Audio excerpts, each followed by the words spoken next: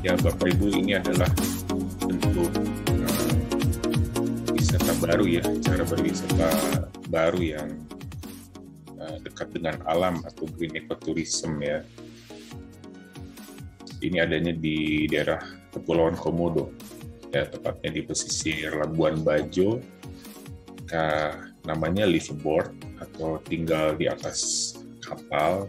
Dalam hal ini adalah kapal pinisi ya, kapal bugis yang didesain dan modifikasi sedemikian rupa sehingga nyaman untuk digunakan wisata bermalam dan beraktivitas sehari-hari layaknya kita sedang berada di hotel. Namun tidak hanya melulu di atas kapal, tapi perjalanan berlayar itu 3 hari 2 malam. Ya, tamu juga bisa turun di beberapa tempat wisata untuk melakukan kegiatan seperti trekking, snorkeling, atau hanya sekedar mengambil foto ya. Bahkan di atas kapal, ya, pagi siang malam di atas kapal, mungkin sesekali kalau keadaan memungkinkan bisa saja makan di tepi pantai. Ya, ini sangat cocok untuk kelompok kecil seperti keluarga-keluarga, ya, komunitas, pengajian mungkin, atau korporasi untuk meeting, gathering kantor, ini sangat memungkinkan.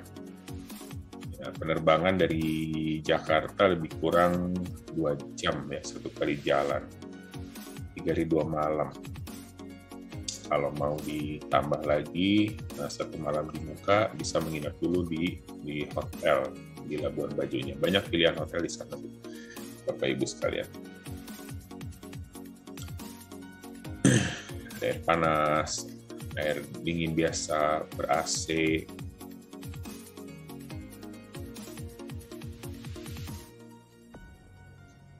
Jadi ada berbagai macam tipe kapal ya. Ada mulai dari deluxe, luxury, sampai VIP, dari kapasitas 10, 15, sampai 20 orang ada. Jadi kalau Bapak Ibu ada minat atau memang sudah ada rencana untuk bepergian ke Labuan Bajo, naik kapal pinisi itu dapat menghubungi rekan-rekan di kantor ya, di nomor yang tercantum di layar atau melalui media sosial yang ada di layar ini.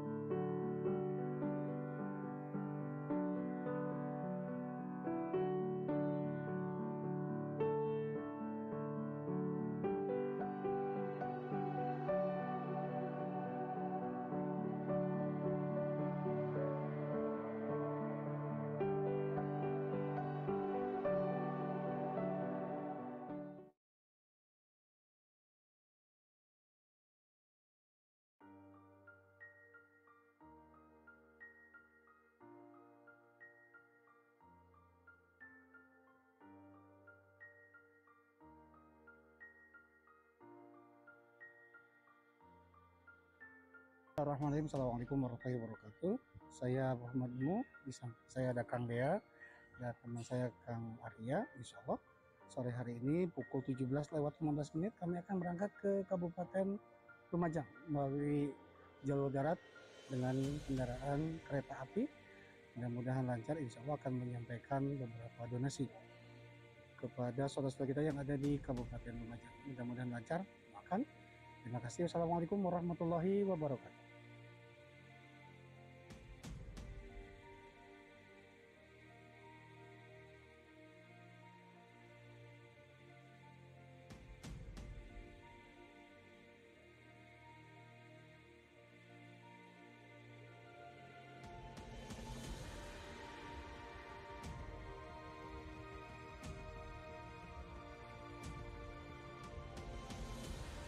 Bismillahirrahmanirrahim. Assalamualaikum warahmatullahi wabarakatuh. Saya Muhammad Mo, di samping kanan saya ada Mas Arif. Alhamdulillah, hari ini saya sudah di Malang dan inilah paket-paket yang kami bawa dari Bandung untuk diserah terimakan melalui PT Peduli, dan insya Allah kita tahu track ini sangat bagus, mudah-mudahan lancar dan bisa tersampaikan kepada korban terdampak ini. Mas Alif, saya terimakan paket ini, mudah-mudahan bermanfaat. Terima kasih Kang. Bismillah, semoga paketnya dapat bermanfaat bagi yang korban bencana di sana. Semoga jamaah Khalifah Tur berbagi dan Khalifah Tur semoga diberkahi Allah. Jazakumullah khairan. Terima kasih. Baik, terima kasih Mas Alif. Hari ini juga kita akan meninjau ke lapangan. Mudah-mudahan bisa tersalurkan ya. Terima kasih. Wassalamualaikum warahmatullahi wabarakatuh.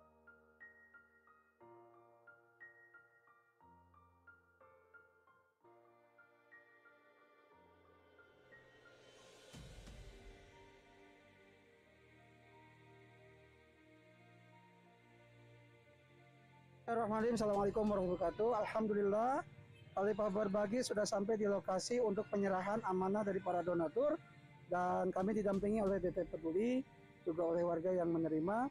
Mudah-mudahan paket ini bisa bermanfaat melalui koordinatornya di lapangan, Mas Agus.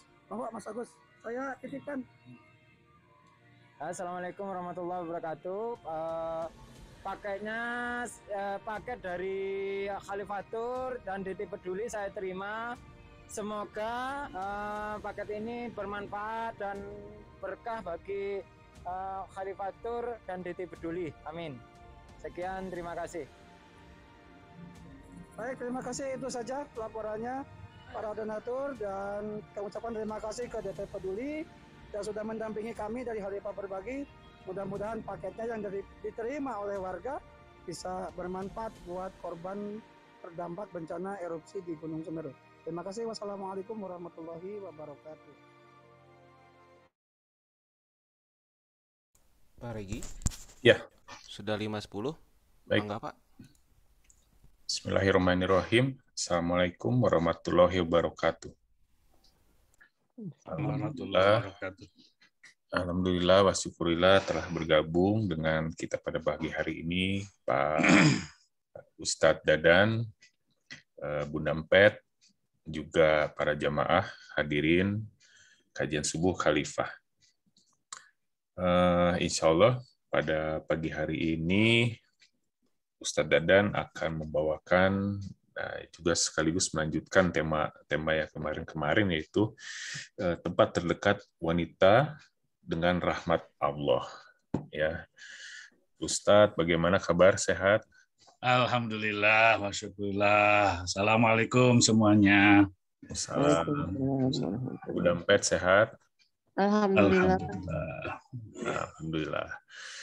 Baik, ya ini sedikit ditayangkan di layar panduan mengikuti Zoom meeting ya.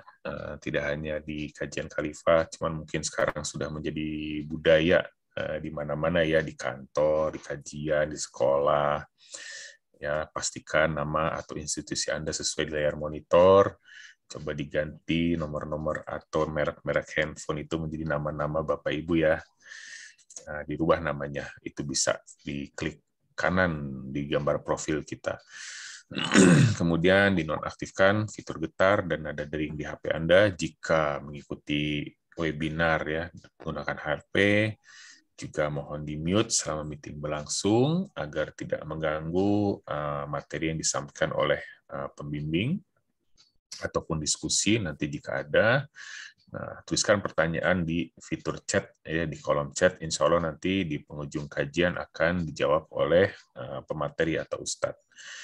Dan kami harap juga Bapak Ibu kesediaannya untuk mengisi formulir umpan balik sebelum webinar selesai pada link yang di-share oleh moderator di kolom chat.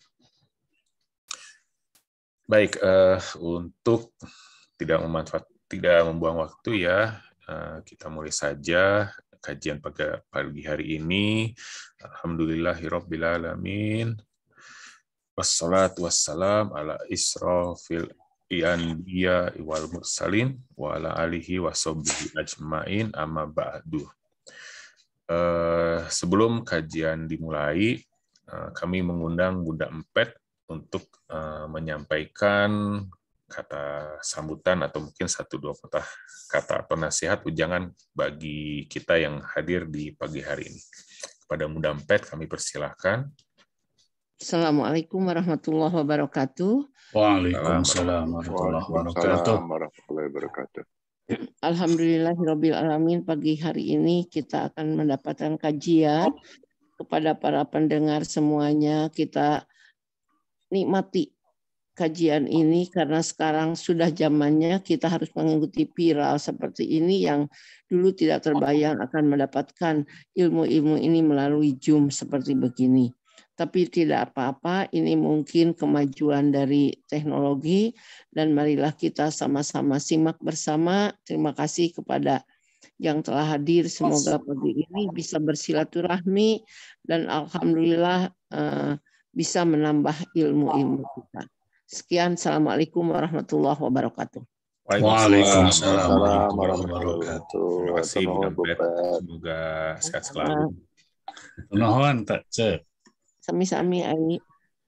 Baik, untuk itu langsung saja saya serahkan panggung ini kepada Pak Ustadz Dadan ya. Mangga Pak Ustadz. Hatur nuhun sadayana. Bismillahirrahmanirrahim. Assalamualaikum warahmatullahi wabarakatuh. Alhamdulillahil muwaffiq lil ula hamda yuwafi birruhul mutakamila. Tsumma sholatu ala rasulillahil mustafa sayyidil mursalina ursila. Asyhadu an la ilaha illallah wa asyhadu anna Muhammadan abduhu wa rasuluh. Allahumma sholli ala sayyidina Muhammad wa ala ali sayyidina Muhammad. Amma ba'du. Wa qala Allah ta'ala fil Qur'anil Karim. A'udzu billahi minasyaitonir rajim. Bismillahirrahmanirrahim. Yarfa'illahu alladhina amanu minkum walladzina utul ilma darajat. Al-ayat. Para bapak, para ibu, hadirin jamaah Khalifah Tur dan yang lainnya, juga kajian, jamaah kajian subuh dari Khalifah Tur yang saya hormati, saya cintai, saya banggakan, dan mudah-mudahan termasuk kepada orang-orang yang memang mengharap rahmat dari Allah Subhanahu wa Ta'ala. Dalam pagi hari ini atau subuh hari ini, kita akan coba lagi membahas sari atau intisari dari kitab Uqud al-Lujain fi Bayani Huquq al-Zawjain, yang dimana pada bab ini atau pada pasal ini kita akan coba menyampaikan salah satu pasal atau pasal yang ketiga dalam kitab itu yang berisi tentang bagaimana etika seorang perempuan atau seorang wanita. Ada 4 fase wanita sebenarnya dalam kitab itu. Yang pertama sebagai anak, yang kedua sebagai istri, yang ketiga sebagai ibu, dan yang keempat sebagai wanita untuk di masyarakat, ya istilahnya di masyarakat. Baik, pada pertemuan ini saya akan coba dulu baca kitab asli atau matan dari kitab Al-Uqud al-Zawjain.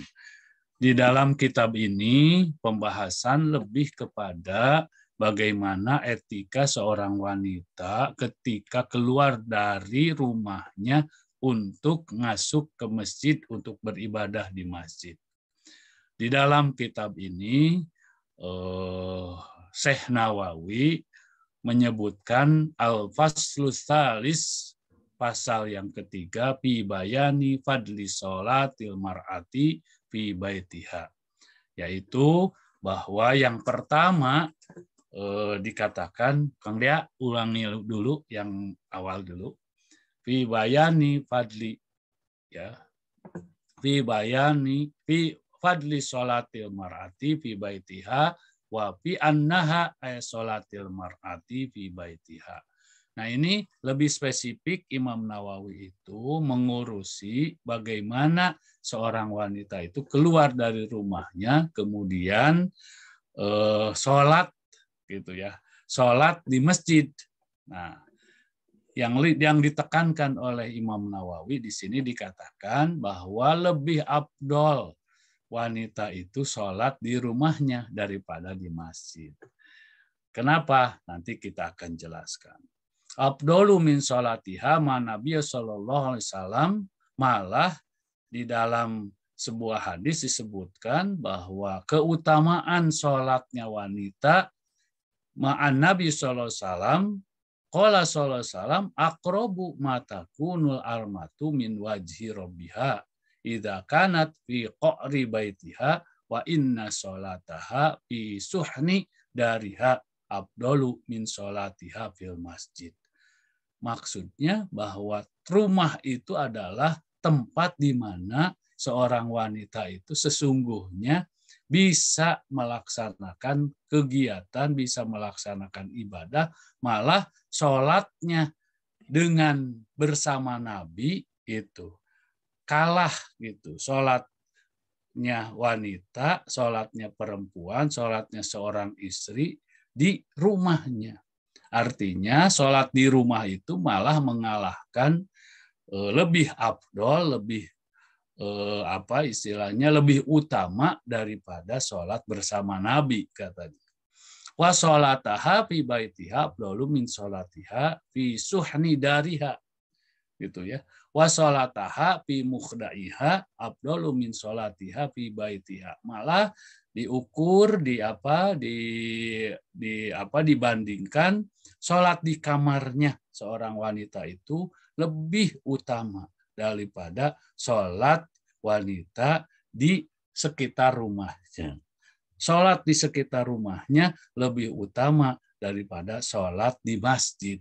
Nah, makanya saya beri istilah bahwa untuk mendapatkan rahmat Allah, wanita itu tidak usah jauh-jauh, bahwa di rumahlah seorang wanita itu bisa mendapatkan rahmat Allah. Lebih utama wanita itu mendapatkan rahmat Allah itu di rumahnya. Baik, teruskan Pak Dea.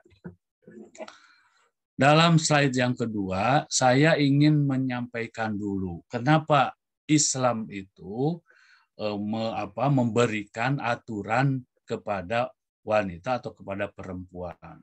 Kita lihat bagaimana keadaan perempuan di masa pra-Islam. Yang pertama, perempuan itu bagaikan sebuah benda yang bebas diperlakukan apa saja oleh pihak lelaki. Perempuan tugasnya hanya melayani lelaki dan harus siap kapanpun saat diperlukan.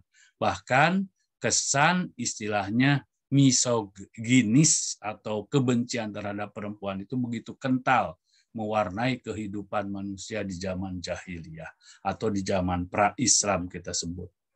Lahirnya seorang anak perempuan dalam sebuah keluarga bagaikan aib bagi keluarga itu. Apabila mereka mempunyai kedudukan terhormat dalam kelompok masyarakat, karena itu demi menutupi aibnya, anak perempuan yang baru dilahirkan harus dibunuh. Itu pada zaman pra-Islam. Seperti diungkapkan juga oleh Khalifah Umar bin Khattab sebelum dirinya memeluk agama Islam. Kemudian yang ketiga, anak-anak perempuan tidak diperbolehkan bekerja di luar rumah. Mereka cukup memasak di dapur, melayani suami saat malam hari dan mencuci pakaian dan lain sebagainya. Tak heran bila kehidupan itu kemudian muncul adagium bahwa perempuan itu tugasnya dapur, sumur, kasur, gitu ya. Dan Islam mengatur gitu setelah itu. Lanjut, Kang Dea. Yang keempat pada zaman Yunani. Nah, ini di Eropa. Pada zaman Yunani kuno, martabat perempuan sungguh sangat rendah. Perempuan hanya dipandang sebagai alat penerus generasi. dan semacam pembantu rumah tangga serta pelepas nafsu seksual lelaki. Malah filosof Demosthenes berpendapat bahwa istri itu hanya berfungsi melahirkan anak.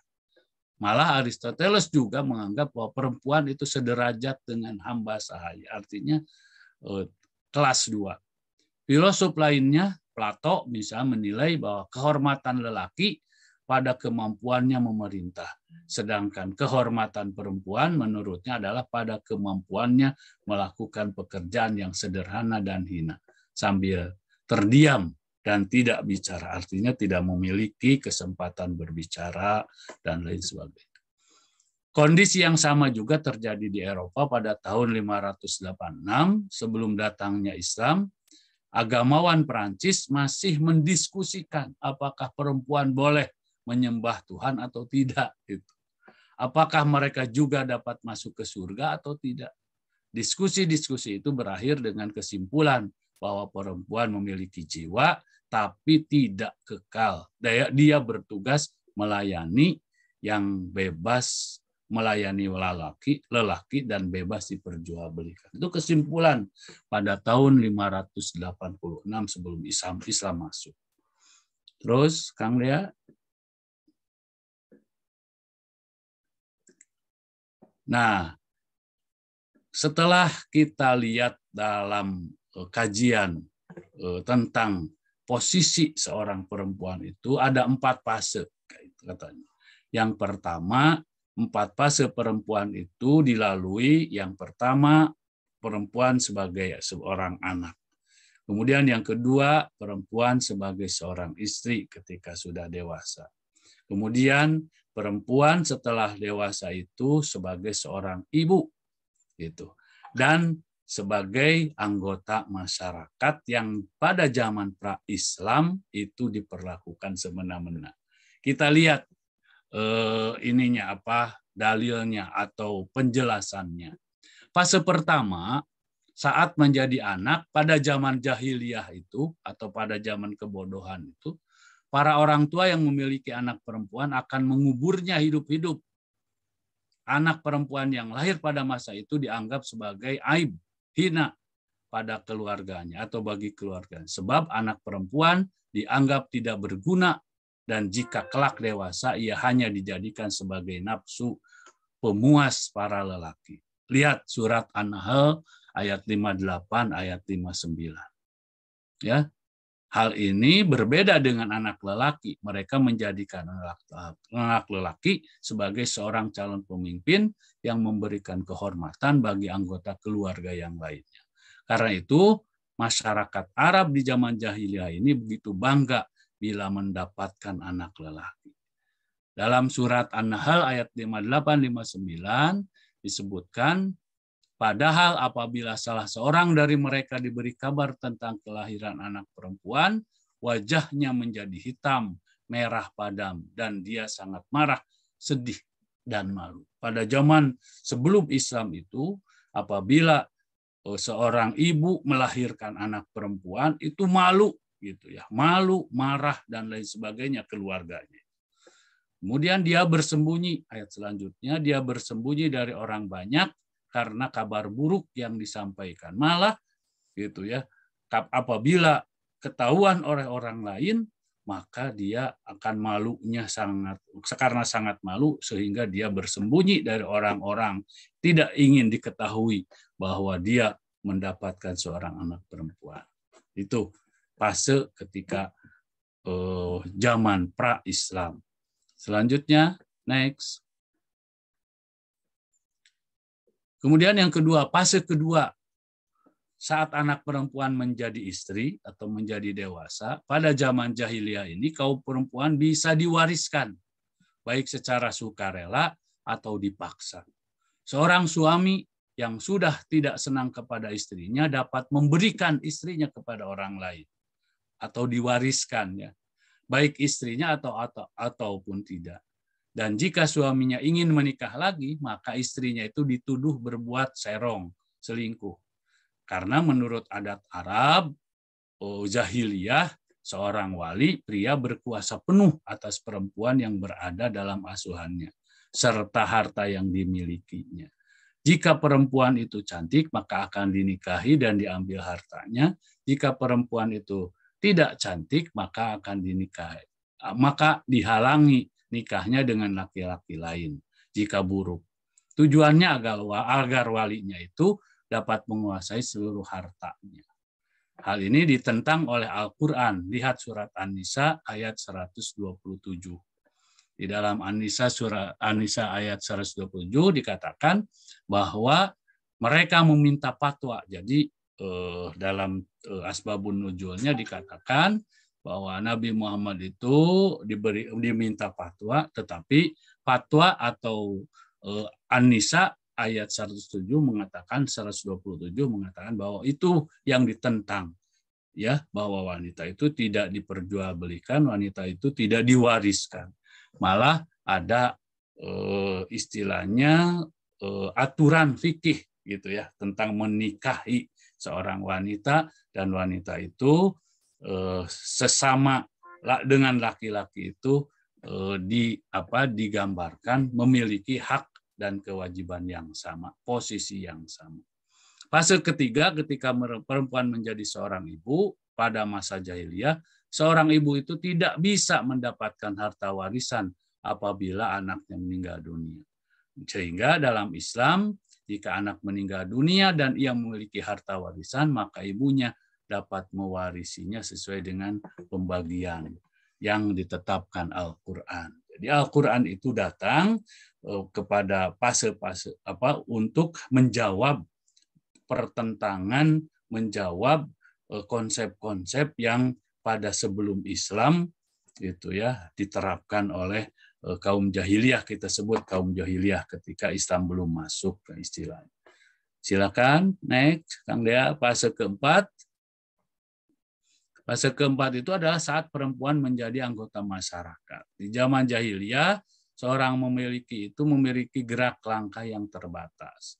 Ia diposisikan hanya menjadi pengurus suaminya dan tidak diperkenankan melakukan hal-hal lain. Karena diskriminasi yang berlebihan inilah, maka Islam datang memberikan rahmat bagi alam semesta.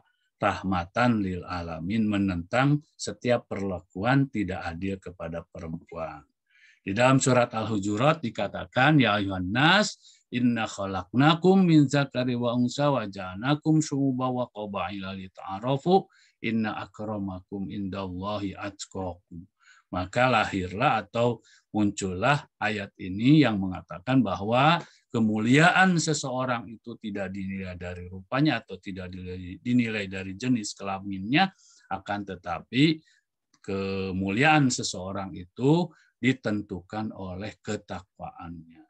Di dalam surat Al-Hujurat 13 ini menegaskan kemuliaan tidak diukur dengan besarnya tanggung jawab atau pangkat dan kedudukannya, tetapi dikarenakan ketakwaannya. Kemudian lihat juga di dalam surat An-Nisa 124 yang mengatakan bahwa siapa yang mengerjakan amal kebajikan, baik laki-laki atau perempuan, dan dia beriman kepada Allah, maka mereka akan masuk dalam surga dan mereka tidak dizalimi sedikit pun.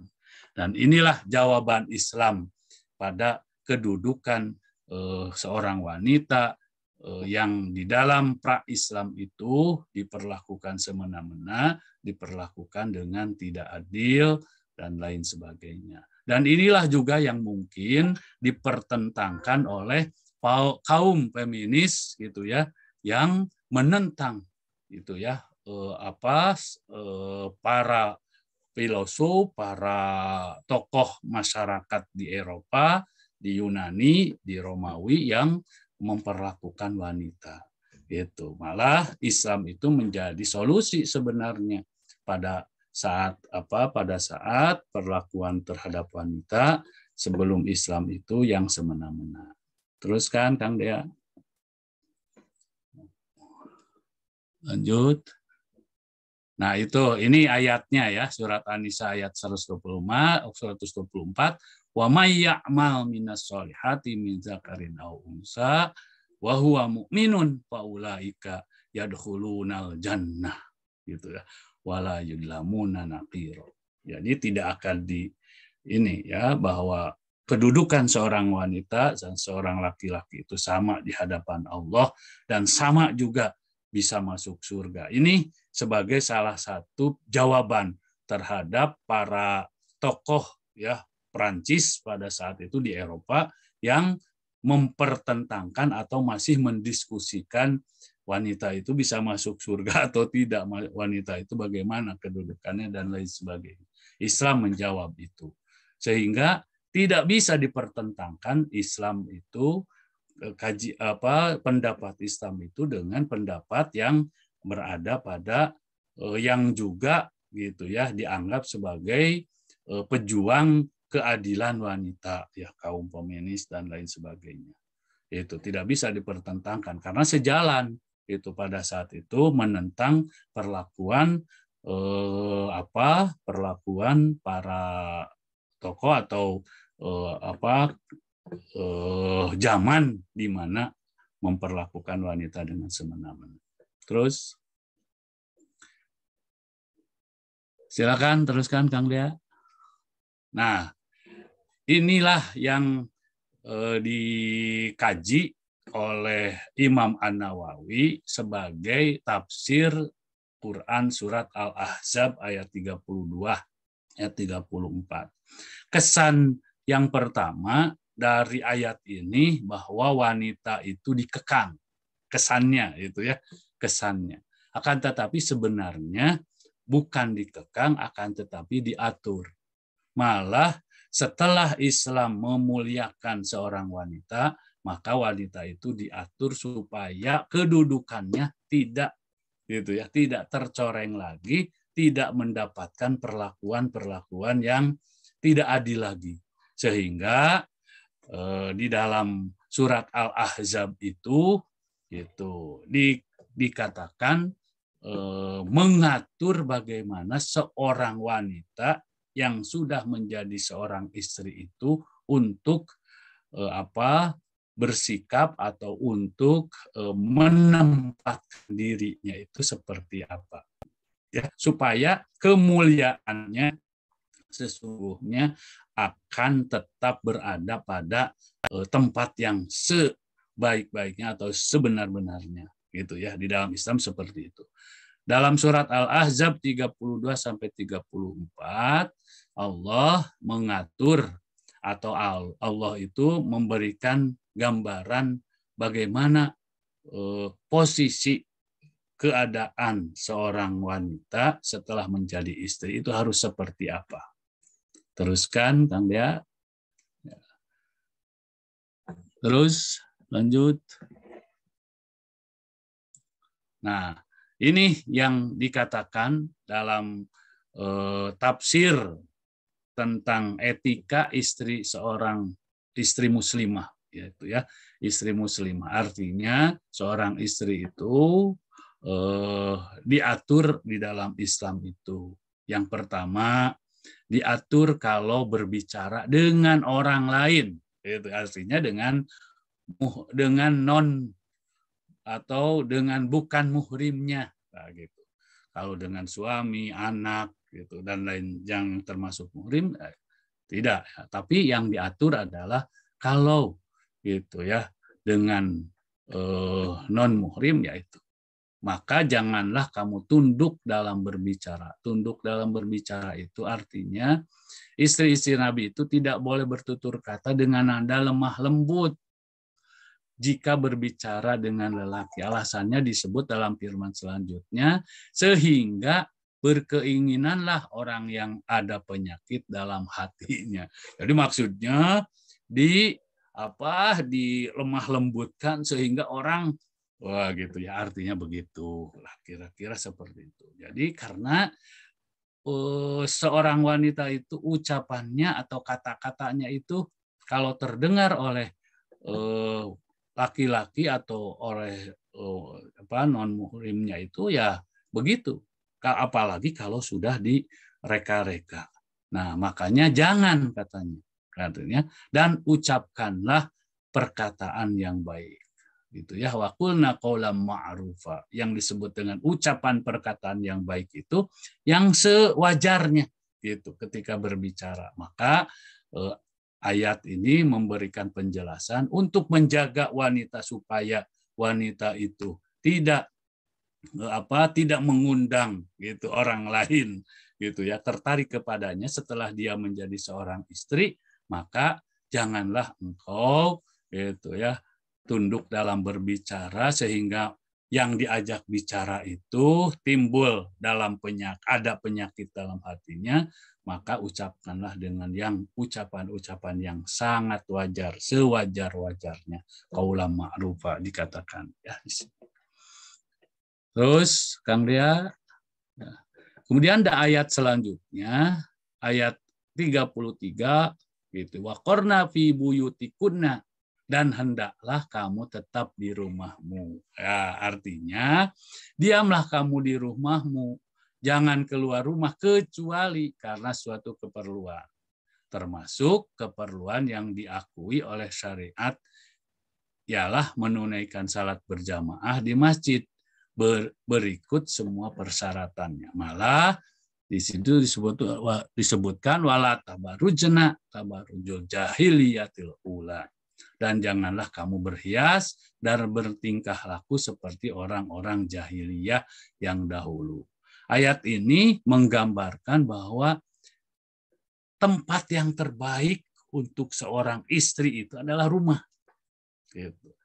Kalau ingin keluar rumah dengan yang masuk kepada syara itu dibolehkan. Tetapi kalau ingin keluar rumah yang tidak disyariatkan, ya itu yang tidak dianjurkan. Gitu ya. Diamlah meninggal dia. Karena itulah makanya ayat sebuah hadis mengatakan bahwa tempat yang paling afdol untuk mendapatkan rahmat Allah itu adalah rumah. Gitu, untuk seorang istri itu. Janganlah berhias bertingkah laku seperti seorang jahiliyah. Artinya itu ya, ketika bertemu dengan siapapun itu seorang istri itu ya harus pandai gitu. Jangan sampai kita terbalik gitu, dengan orang lain berhias dan lain sebagainya, dengan suami, dengan keluarga itu kita terlihat seperti kurang gitu ya, tidak sampai seperti itu. Ada seorang mujahid mengatakan bahwa di masa jahiliyah itu wanita bisa keluar berjalan di depan kaum laki-laki, maka itulah yang disebut dengan tingkah laku jahiliyah. Jadi ada tingkah laku jahiliyah itu yang memang dikatakan menurut Ibnu Qatadah sehubungan dengan makna firman itu, janganlah kamu berhias dan bertingkah laku seperti orang jahiliyah, yakni bila kalian keluar dari rumah. Dahulu katanya bila wanita keluar dari rumah itu berjalan berlenggak-lenggok dengan langkah yang manja dan memikat. Dan itulah yang dilarang oleh Allah ya, yang dikatakan wala tabarrujna tabarrujul jahiliyah. Jangan mengikuti gitu ya, berperilaku seperti perilakunya orang-orang jahiliyah gitu ya. Terus Kang Dea.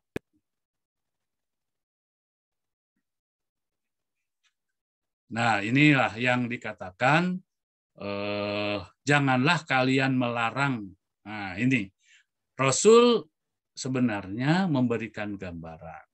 Bukan tidak boleh keluar rumah. Bukan tidak boleh sholat berjamaah di masjid. Akan tetapi dikatakan oleh Rasul, janganlah katanya kalian melarang hamba-hamba perempuan Allah itu dari masjid-masjidnya. Dan hendaklah mereka keluar dalam keadaan berpakaian yang tertutup dan rapi. Sehingga menurut riwayat lain disebutkan tetapi katanya rumah-rumah mereka itu lebih baik bagi mereka. Wa buyutuhunna khairul lahunna. Gak apa-apa, silahkan wanita sholat berjamaah, malah silahkan mendatangi masjid-masjid. Akan tetapi tetap wa buyutuhunna kata Rasul khairul lahunna. rumahmu lah yang lebih baik gitu daripada Anda berduyun-duyun datang ke masjid untuk melaksanakan sholat berjamaah. Karena sholat berjamaah di rumah seorang wanita itu sama dengan sholat berjamaahnya laki-laki di masjid.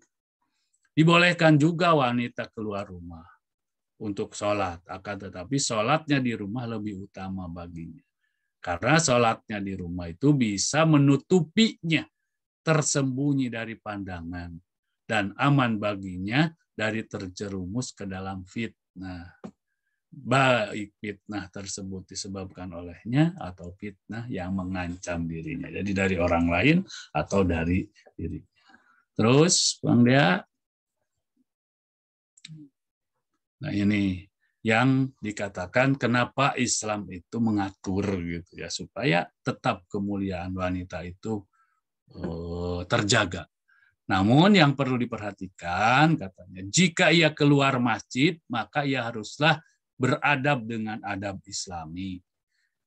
Nah, salah satunya tidak memakai parfum yang menyengat sehingga orang memperhatikan dia.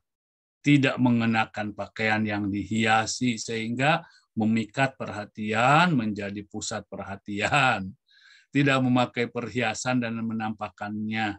Tidak menampakkan anggota tubuhnya yang tidak boleh ditampakkan.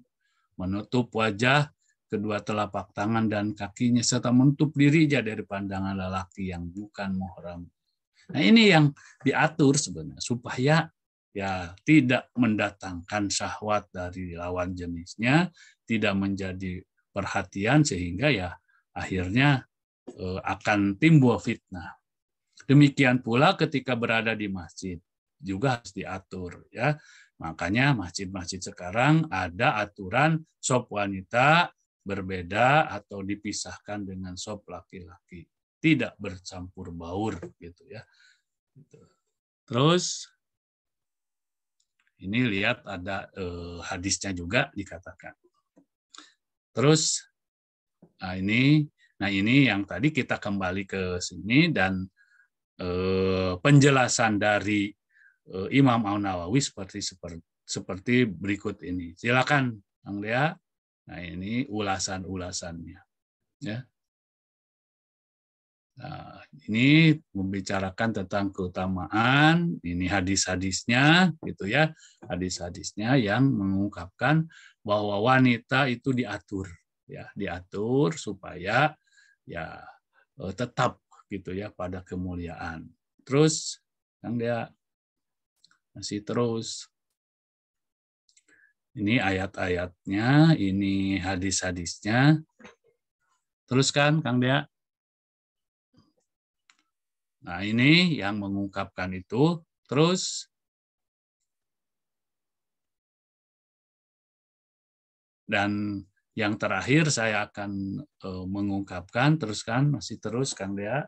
Masih hanya ada 12 hadis yang menggambarkan 13 maksudnya ada 12. Nah, maksudnya itu. Terus Kang Dea. Nah, yang terakhir saya menjelaskan tentang ini karena ada yang bertanya, banyak yang bertanya tentang hal ini. Bagaimana kalau wanita itu harus bekerja gitu. Dalam Islam itu tidak ada larangan. Ya, karena bisa saja gitu. Ada 3 katanya alasan ya, yang setelah dirangkum alasan istri itu keluar rumah untuk bekerja mencari nafkah. Yang pertama karena ketidakmampuan suami untuk mencari nafkah. Oke. Kemudian yang kedua kurangnya penghasilan sang suami, masih bisa dikatakan boleh. Kemudian yang ketiga faktor adat dan kebiasaan atau semacam karir lah ya, kira-kira seperti itu. Dalam Islam itu tidak ada larangan bagi wanita untuk bekerja, artinya keluar rumah kan. Nah, gitu. Mencari nafkah. Malah sekarang mungkin bisa saja tidak keluar rumah, bekerja tapi tidak keluar rumah. Nah, syarat-syaratnya ya itu. Yang pertama pekerjaan yang dilakukan memang memerlukan tenaga perempuan. Boleh seperti suster, dokter misalnya. Perempuan dibolehkan. Itu yang tidak boleh itu bukan tidak boleh sebenarnya, ya, yang afdolnya ya tadi itu. Suami tidak mampu memenuhi kebutuhan keluarga, mengharuskan istrinya untuk bekerja. Nggak apa-apa, silakan, gitu ya. Kemudian yang ketiga, pekerjaan yang dilakukan sang istri tidak menggugurkan kewajibannya sebagai seorang ibu. Artinya jangan mencari pekerjaan yang sangat berat sehingga pekerjaan sebagai ibunya itu terganggu. Dan yang terakhir, yang paling pokok yang mungkin telah mendapatkan izin dari suami, izin untuk keluar rumah untuk bekerja. Terus Kang Dea.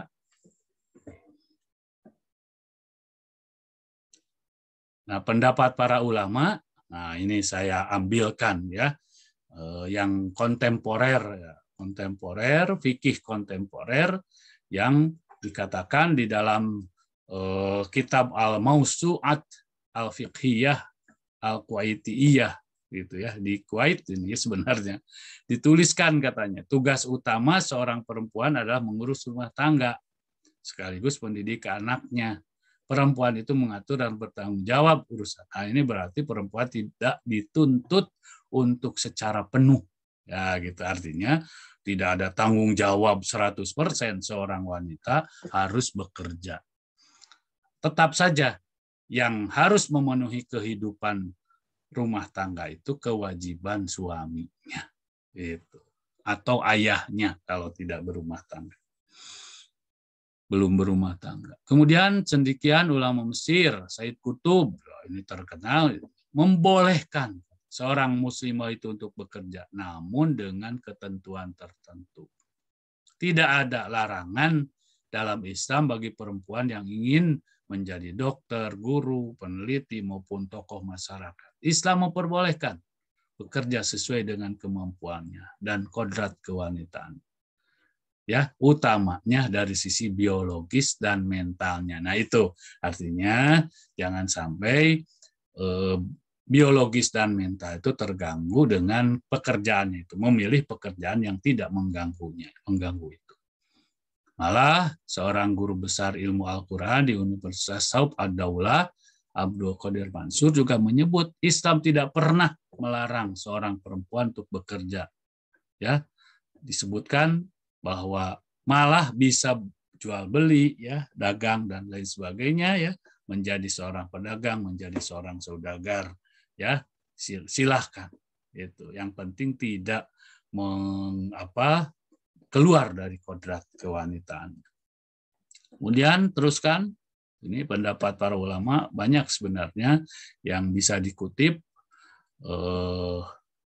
Kemudian pekerjaan yang dilakukan tidak mengharuskan sang muslim untuk berduaan dengan laki-laki yang belum muhrim. Nah, itu pilih pekerjaan yang tidak harus berduaan gitu ya. Meskipun dia sebagai seorang konselor gitu.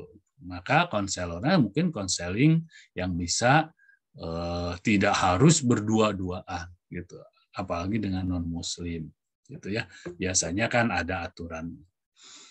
Kemudian Abu Yusuf Muhammad pun menyebut berduaan dengan laki-laki yang bukan muhrimnya termasuk perbuatan maksiat, kata. Ya, oleh karena itu ya diatur, jangan sampai terjadi gitu ya fitnah sebenarnya ya, untuk menghindari fitnah, karena tentu saja kalau sudah berduaan katanya yang ketiganya itu setan. Terakhir, yang perlu diperhatikan saat bekerja adalah tidak mengharuskan dirinya berdandan berlebihan. Oh, itu ya. Artinya begitu, ya. Bahkan membuka aurat ketika keluar rumah. Larangan inilah yang sejalan dengan firman Allah surat Al-Ahzab ayat 33. Janganlah kamu berhias dan bertingkah laku seperti orang-orang jahiliyah terdahulu. Ini yang dikatakan oleh para ulama tentang bagaimana wanita itu sesungguhnya bisa bekerja, tidak dilarang untuk bekerja, akan tetapi ada pekerjaan-pekerjaan yang sesungguhnya bagus bagi wanita gitu ya. Inilah intisari dari kenapa gitu Imam An-Nawawi itu mengutip surat Al-Ahzab ayat 32 sampai 34 dengan statementnya mengatur seorang perempuan itu kalau keluar rumah. Sampai-sampai kalau ke masjid pun diatur. Malah sholat di masjid itu ya, sholat di rumah itu lebih afdol, lebih utama daripada sholat seorang wanita di masjid. Artinya apa? Tempat yang paling aman gitu ya, tempat yang paling dekat kepada rahmat Allah gitu ya, bagi seorang istri adalah rumahnya gitu ya, rumahlah yang merupakan tempat yang terlindungi ya, tempat yang paling utama bagi seorang istri ya, kalau ingin mendapatkan rahmat dari Allah Subhanahu wa taala ya, karena itu yang terlindungi dari fitnah, terlindungi dari pandangan orang dan lain sebagainya. Demikian sementara Pak Regi, kamu semua para para peserta atau ya jamaah dalam kajian Khalifah Tur ini. Terima kasih. Sementara demikian, mohon maaf apabila terdapat kekurangan. Wabillahi taufik wal hidayah. Assalamualaikum warahmatullahi wabarakatuh. Waalaikumsalam warahmatullahi wabarakatuh. Terima kasih Pak Ustadz Dadan. Ya, baik. Sekarang kita akan langsung masuk ke sesi tanya jawab ya. Nah, mudah-mudahan para jamaah masih menyimak. Juga tadi saya lihat sepertinya ada yang sedang dalam perjalanan ya. Semoga tetap berhati-hati, tetap fokus konsentrasinya ke jalan ya, Bapak Ibu. Pak Ustadz, ini kebetulan sudah ada 2 penanya dan kebetulan ada 1 pertanyaan yang agak mirip ya dari Ibu Ratna dan Ibu Yuniarti. Ada kemiripan, itu bagaimana jika ingin melaksanakan sholat tarawih atau itikaf di masjid pada saat bulan Ramadan, ya maksudnya hukumnya bagi wanita. Nah, kemudian tadi Bu Yuniarti bertanya tentang bagaimana hukumnya bila seorang wanita bekerja. Tadi mungkin sudah cukup dijawab cukup jelas ya oleh Pak Ustadz, jadi mungkin sudah terjawab pertanyaan yang satu itu.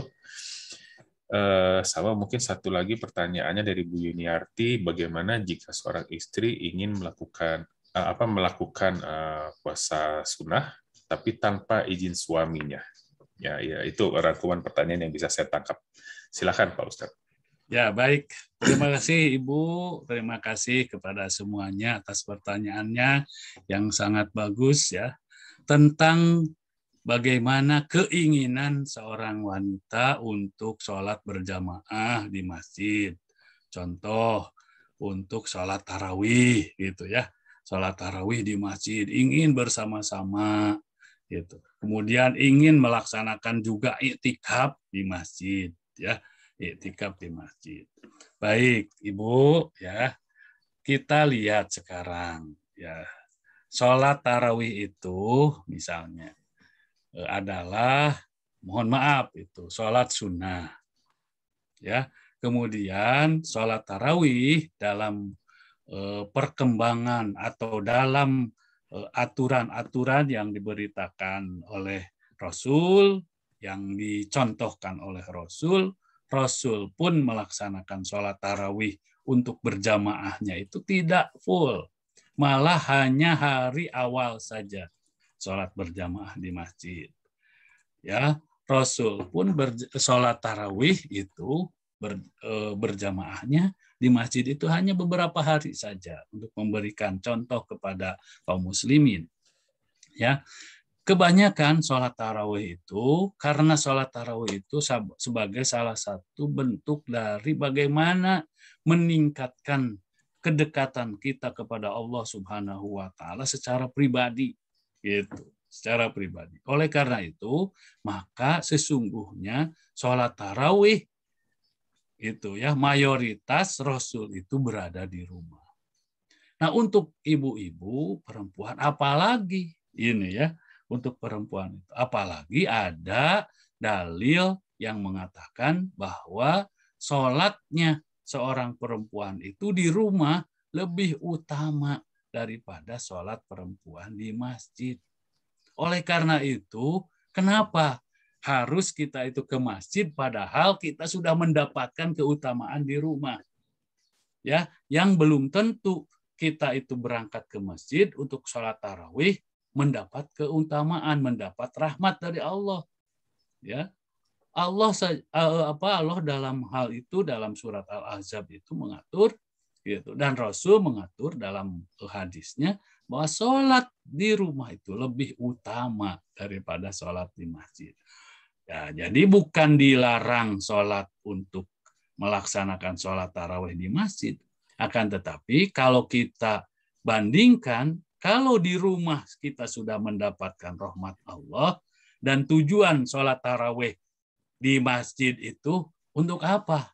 Gitu ya. Untuk mendapatkan rahmat Allah, kita sudah mendapatkannya di rumah.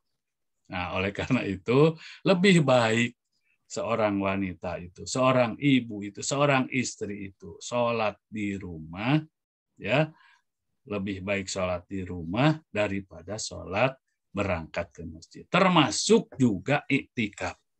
Dalam hal iktikaf, Rasul pun mengatakan bahwa iktikafnya seorang laki-laki adalah di masjid dan iktikafnya seorang wanita di bulan Ramadan adalah di rumahnya. Itu banyak sekali.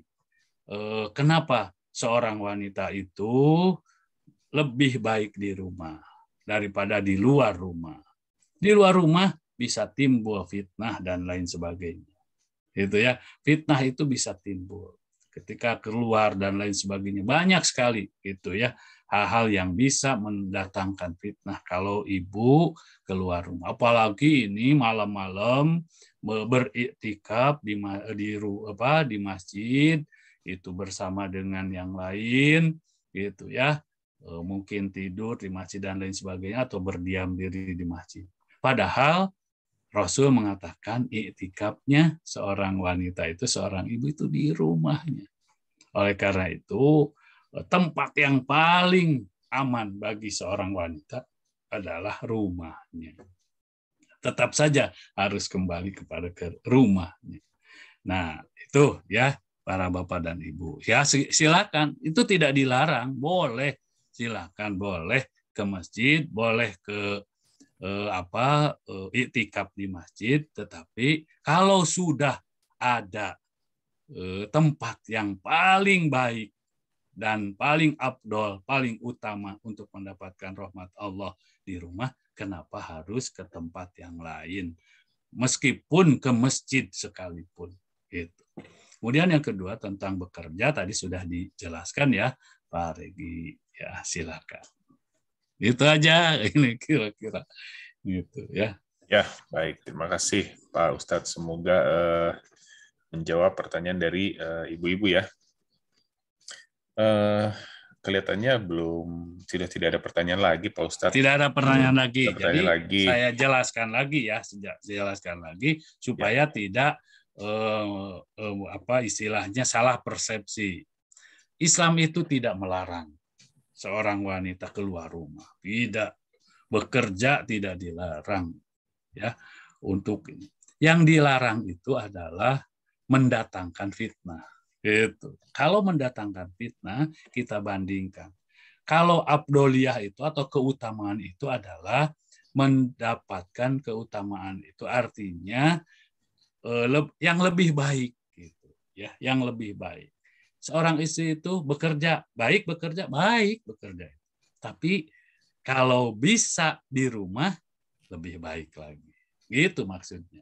Seorang wanita itu sholat di masjid boleh nggak? Boleh. Berjamaah di masjid boleh. Kalau ingin yang lebih baik, kalau bisa di rumah, lebih baik di rumah. Gitu. Ininya berjamaahnya. Ya, jadi kalau laki-laki berbeda. Kalau laki-laki, kalau harus ke masjid, ya itu harus ke masjid. Kalau laki-laki, kalau berjamaah, kalau ingin mendapatkan pahala yang lebih, laki-laki abdoliyahnya di masjid.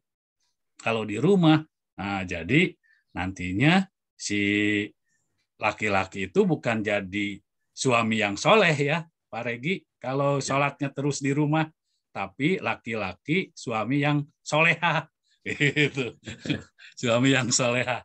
Nah itu, jadi istri soleha itu di rumah. Kalau suami sholatnya terus-terusan di rumah, yaitu jadi soleha, bukan suami yang soleh.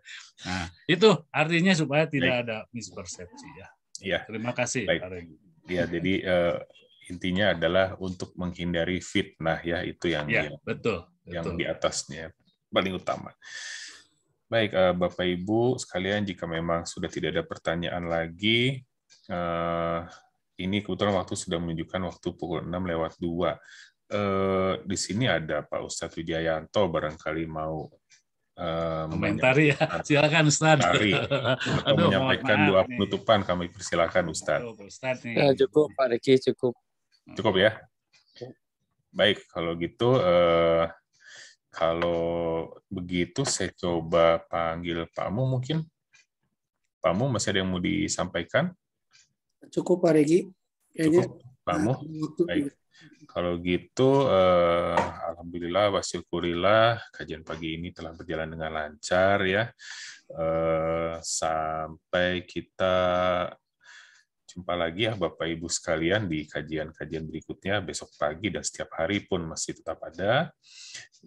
Namun sebelum kajian ini kita tutup ya, kami mohon kesediaan Pak Ustadz Dadan untuk memimpin atau membacakan doa ya bagi kita semua di kajian ini.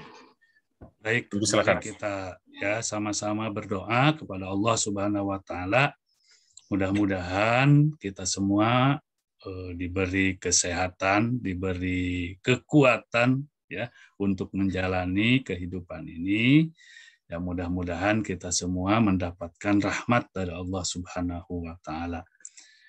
Doanya yaitu doa kifaratul majlis. Mudah-mudahan segala macam yang kita sudah kaji bersama ini gitu ya menjadikan wasilah bagi kita untuk mendapatkan rahmat dari Allah Subhanahu wa taala. Mari kita tutup dengan doa kifaratul majlis. Subhanakallahumma wa bihamdika asyhadu an la ilaha illa anta astaghfiruka wa atubu ilaih. Terima kasih. Wabillahi taufiq wal hidayah. Assalamualaikum warahmatullahi wabarakatuh. Waalaikumsalam warahmatullahi wabarakatuh. Terima kasih. Ya, terima kasih.